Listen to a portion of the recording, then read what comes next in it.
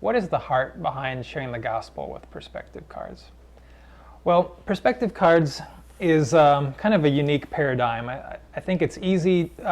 It's been easy for people to come to the cards here in perspective that share the gospel and see that they're numbered and whatnot, and think that it's quite a bit like the Four Spiritual Laws or the Knowing God Personally booklet or something like that.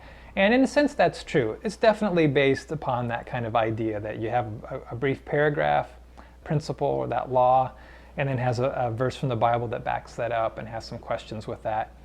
Absolutely similar to that type of a thing. But the way that Perspective seeks to share the gospel, which is really different from something like the Knowing God Personally booklet, is that you're using these cards as a springboard to have conversation, to talk and ask questions about the barriers that people have to faith. And that's really what you're seeking to identify.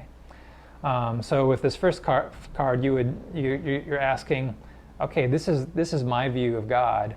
Now I'd love to get your thoughts on what I think. And so the idea with all of these is that I'm not just here to now going to have the person sit and listen to me, but I'm really just going to share each card so that I can listen to them communicate to me their thoughts about what I believe, which is going to help me to help them process the gospel, and it's going to help me understand exactly what are the barriers, the misconceptions and the ignorances that are keeping them from a faith in Jesus Christ, an authentic faith in Jesus Christ.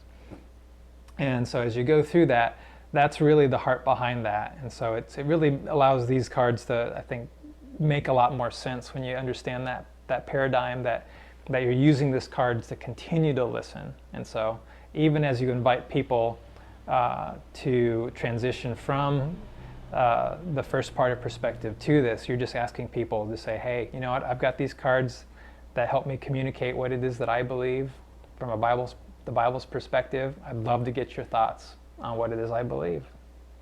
And then you can go through that, asking some very thoughtful questions and being able to address the people's issue. Now, the difficult thing about this is that you're actually inviting people to be critical of what you believe, potentially.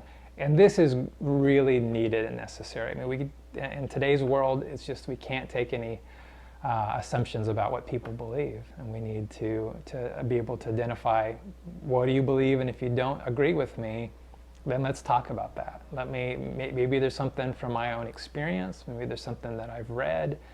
Maybe there's a book that I can get to somebody that will help them move past that barrier, to help them get a better perspective of what it is as believers, what it is that we believe, what is a biblical worldview that people would say, you know what, that actually makes sense to me.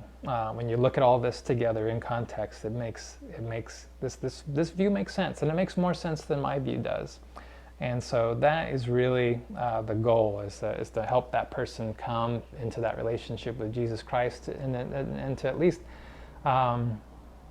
bring that person one step closer to Jesus through the conversations that you have. And so I think it's a great way to be able to relax and enjoy your conversations, and to see God do some really wonderful things as you converse with people over the gospel, as you listen to people.